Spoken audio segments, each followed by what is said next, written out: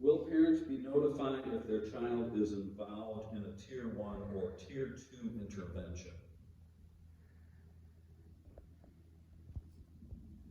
Typically the Tier 1, and specifically Tier 1, is whole group lessons, and so those are just your everyday lessons that you're getting that are part of the curriculum, board approved, happening within our schools.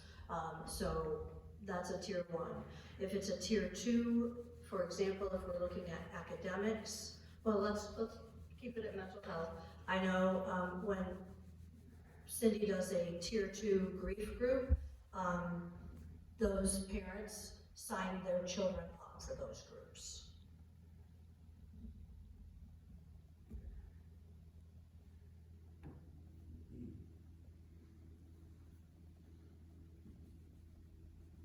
This is a high school family question.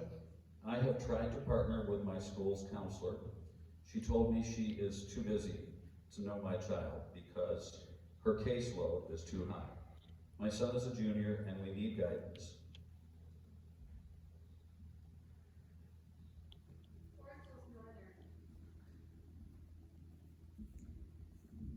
And again, I'm speaking, Jen, I can't speak to that specific, but I have worked with because I've been around so long, right? And those are veteran counselors as well. I think, I would hope that those words weren't used, even though that message may have been used. Okay, and so I guess it's a little question of what specific, the specific needs of your student, right? Is this an academic? Or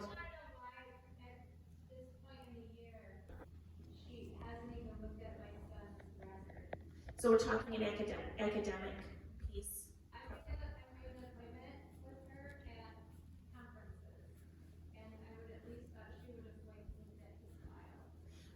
So that's a little bit different in the high school. Okay. What I can speak to is that what we do when we talk about students and meeting at grade level things, and we use different pieces. So we also have building registrars, and those are people that do help us keep students on academic track, so that if we are flagged in each year, we do an audit of who is not on track for grade level and for certain requirements of graduation, our Power School program, and that's where we do, sometimes those resources that exist aren't the one-on-one connection that we maybe grew up with or we used to be able to provide. So when we talk about an academic record, if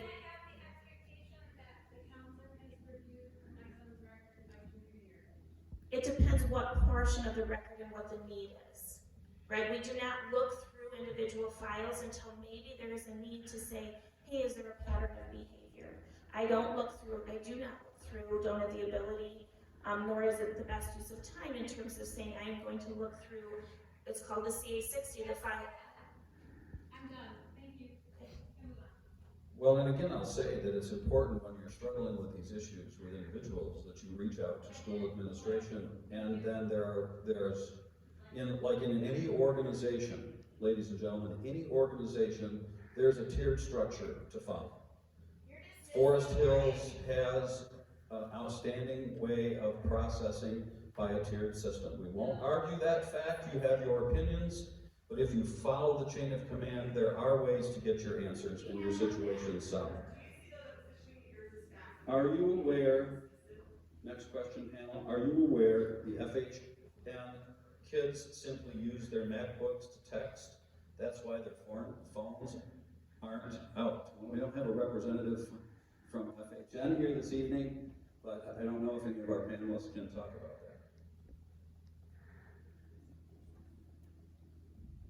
I would say teens are creative, right? And there is access, so it is a tool. So it's that piece of the hard part, having engagement in other activities, the classroom teacher being able to engage them in other things, students being willing to engage in those. So yes, there is an awareness that although we have no cell phone policy, cell phones are still used sometimes, right? There's a policy that's not always enforced, and I guess I do at least want to acknowledge I hear the hurt in the room and the frustration, and know that we are talking about your children and you're feeling that they haven't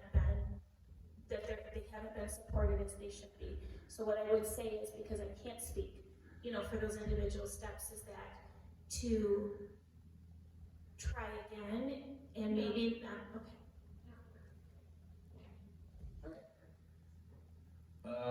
Next question.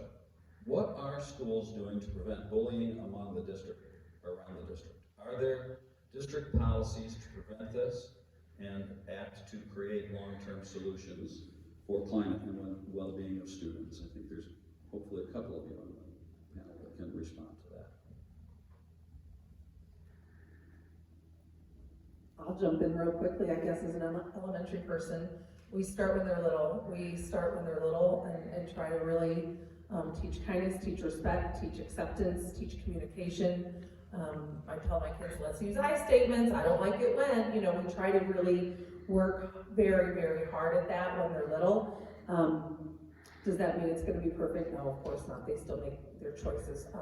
We try to teach students the difference between bullying, because I believe that's a very strong word and we need to use it when it's necessary and when it's happening. But there's a difference between bullying and then, especially at the elementary, I guess, mean behavior. The kid who makes the mistake, they're rude to their friend, they do something unkind and then they feel bad. So we talk about the difference there. So we try to do a lot of those social skills and training when they're young. We also do a lot of talking, having kids talk together. I never make kids do this, but if a child comes to me and tells me that they're having a problem or someone's being mean to them or has teased them or said something unkind, I try to empower that child. How can you handle that? And I always tell them that's not okay with us. We don't want that happening to you, but we try to empower them as well as teach the kindness, right? We try to do both. Administrators will put down consequences when they have to, for sure. We will do things like alternative recesses for kids who just can't be on the playground because they've shown us that their behavior is not safe on the playground. We've done a lot of we try to be very creative with what we can do to try to teach kids that there are consequences to how they behave.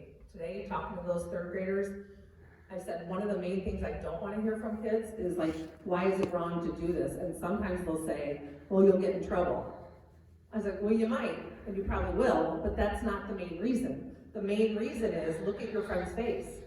Look how you made them feel. Trying to get them to develop that empathy and internalize, and that's an ongoing teachable moment, but trying to help them connect and own their behavior and apologize. And that's just at the elementary. I know bullying can get more serious, certainly, as So kids get older. that's what I was going to talk about a little bit. It very much shifts with the power of and the access to the technology and the phones. And when I don't look at your face and I am hurting you, what does that look like and what does that mean?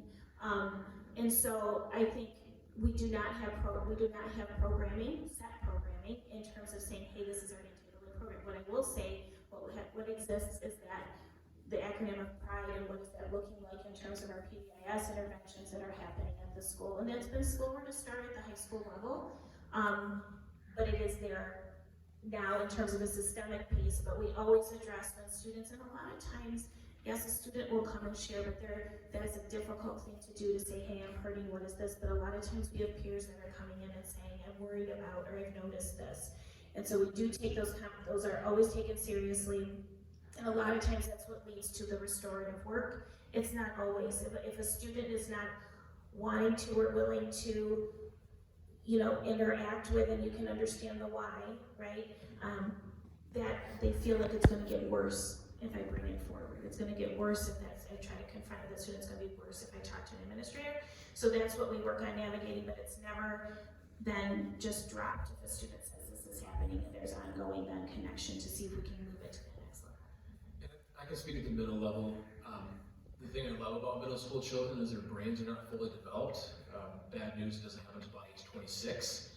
But at the middle school level, our kids never wake up and say, I can't wait to be mean today. They are trying to navigate life. And so at all three middle schools, at Northern we have crew time, at Central there's ACE, and at Eastern Middle there's Hawk Learning Time, or Hawk Team Time. And we embed opportunities to learn about how we treat one another. But at the end of the day, the greatest antidote to bullying is empathy. And when we can really help our young people understand the world of others and see the experiences, things like restorative practices, helping them build that empathy skill and helping see how people understand and see the world, it might be a different perspective. That really decreases the amount of mean behavior that we see at the middle school. But again, it's something that we work with every day with your young people, and it's part of the joy that that we have is helping them be in that journey, because it is a